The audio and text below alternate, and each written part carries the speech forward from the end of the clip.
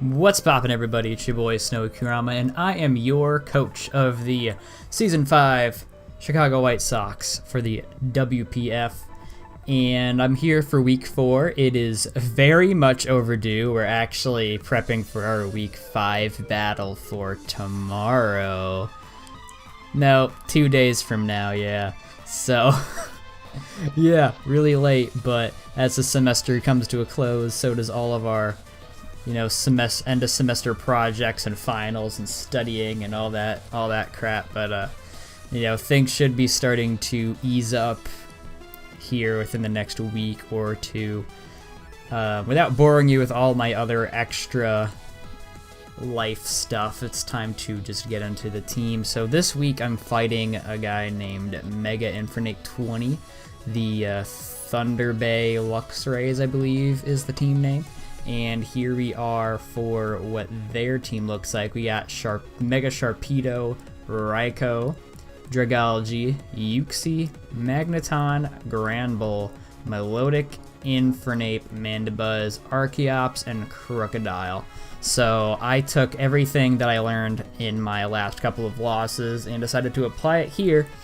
I definitely 100% was predicting Mandibuzz or Melodic to go ahead and have a Rocky helmet, because everybody just loves the goddamn Rocky helmets.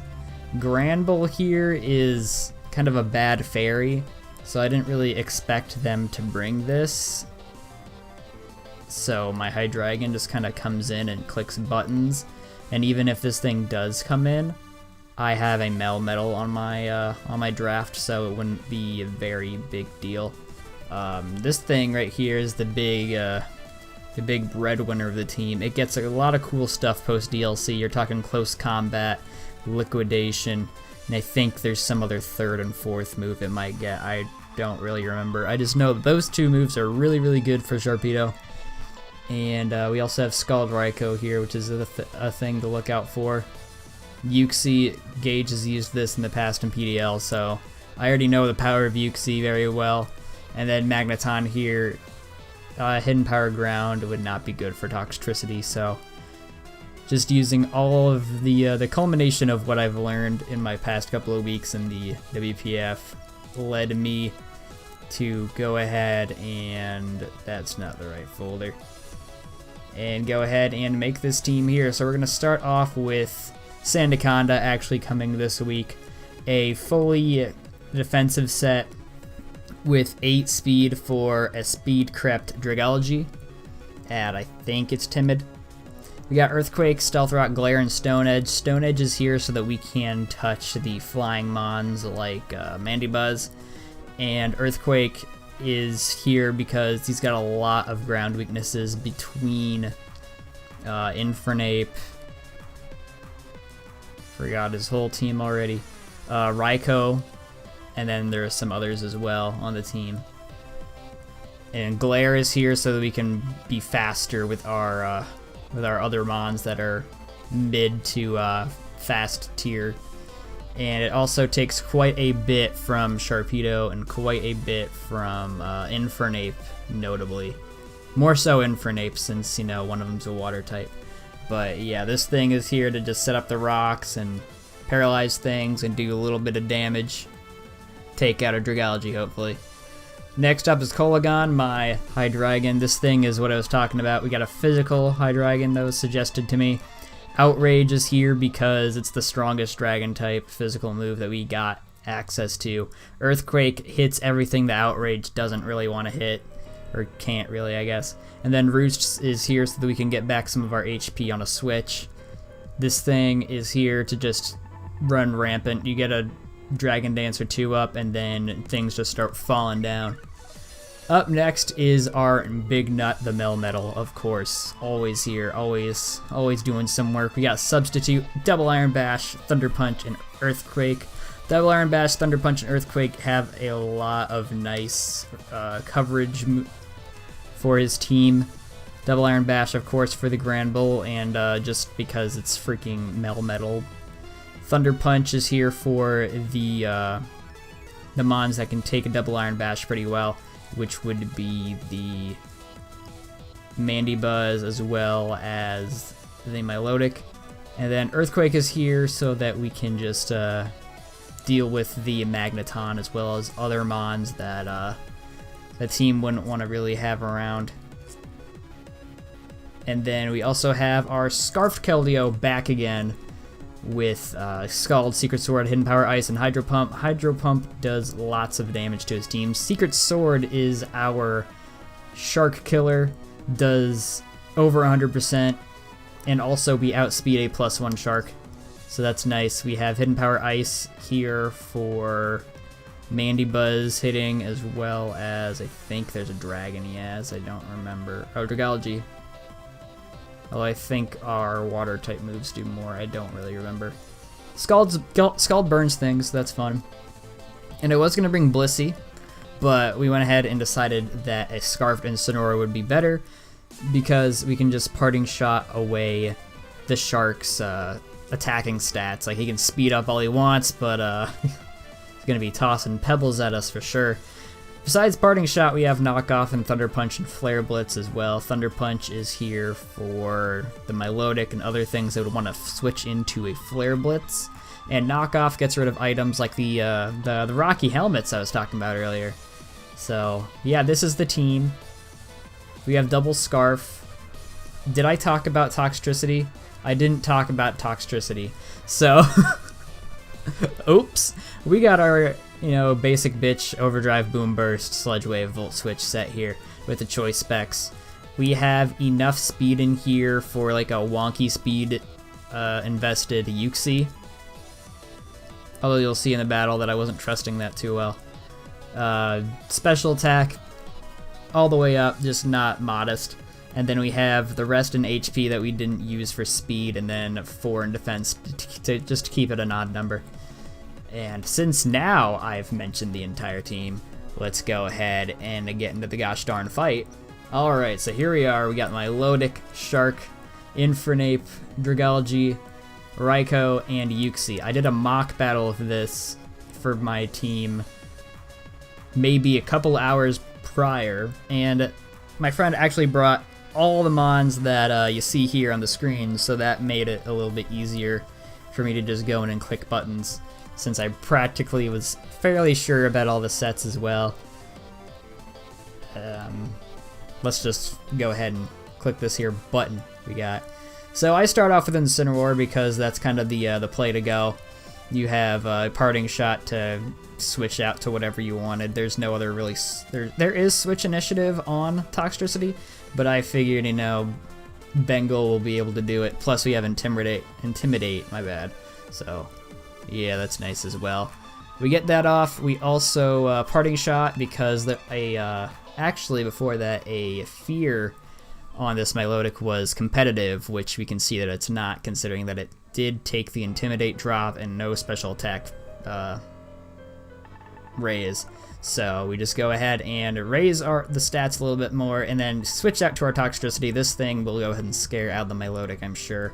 And we see the Flame Orb, which it does not bode very well for our attackers, of course. This thing can survive off quite a bit with a Flame Orb, as we saw in GTS against Sean. He goes out to Uxie, which is a good play. We have Boom Burst because it hit everything on the team. And this is what I was talking about when I said I didn't really trust the speed too well, so I switched out into HYDREIGON because it takes a Psychic, being dark, and Levitate means it took a Hidden Power Ground.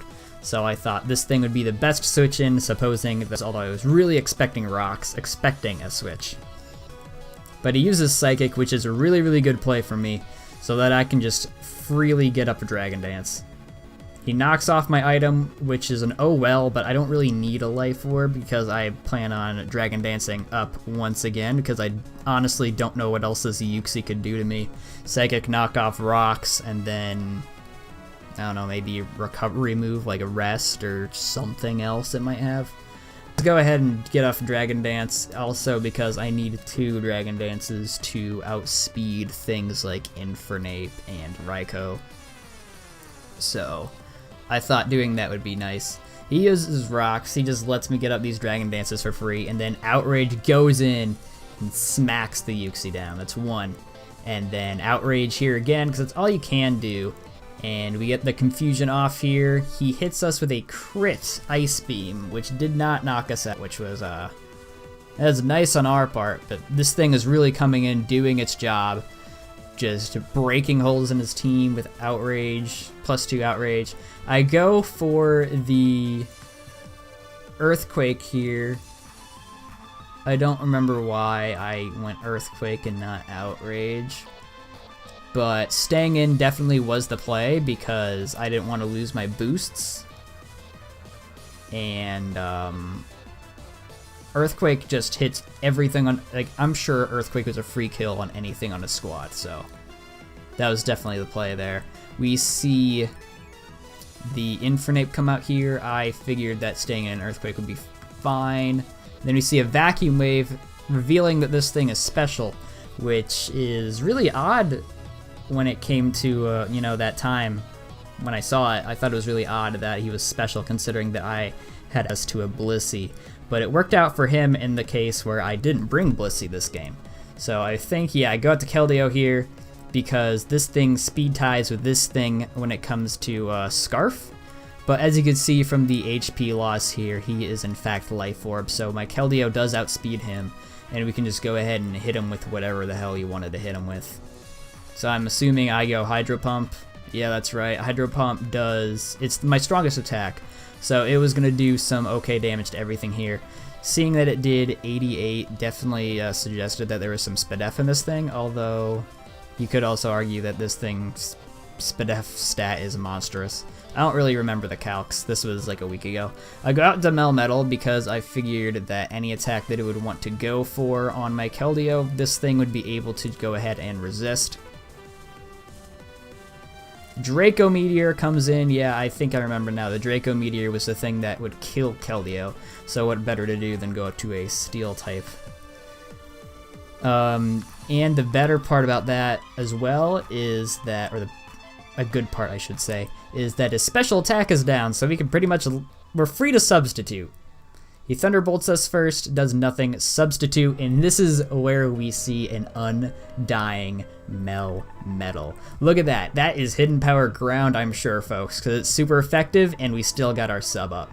We Earthquake and do just about everything to this thing, and then he tries again. We keep the sub, and then ba-bam. I don't know why it did all that. Come on, Showdown. But anyway, the whole point is Melmetal was here, Melmetal is now, and we did it. Infernape comes out here. I don't exactly remember what I did. I'm sure I Earthquaked this thing, though. Vacuum Wave ends up destroying the sub, and then I just Earthquake for damage, and it kills. So that is 2 points for Melmetal. Melmetal is doing the most finest work right after HYDREIGON. It's great to see here, folks. We see a Raikou here. I believe I pressed sub, because some reason I thought this might be Calm Mind and not exactly what it was. That wasn't exactly the best play on me, and you'll see that I get lucky the rest of this whole ass battle. But Aura Sphere does a lot. That is too much for my sub to go off, which I should have Earthquaked, but it's neither here nor there. I switch out into Toxtricity because I thought maybe Melmetal would be either a nice sack or something else to, well, actually no, I thought, you know, this thing's going to be able to take the, this thing will be able to take the move, the Aura Sphere, because we resist, and then we'll be able to do lots of damage back with, Boom Burst. So it does about 28, so that means I can live another one, and then get off a Boom Burst. That's a lot of damage to that thing, and this is where I make another one of my mistakes. What I should have done here, actually I'll let it play first. This is what I do. I go out to Sandaconda. My reason here is for some reason I was scared of, not really for some reason, but you know, he kept using Aura Sphere, so I thought, okay, he might be Scarfed. So I went out into this thing so that I could take an Aura Sphere and then hit it back with an Earthquake so that, you know, it's a kill. And then my Keldeo doesn't take any extra damage.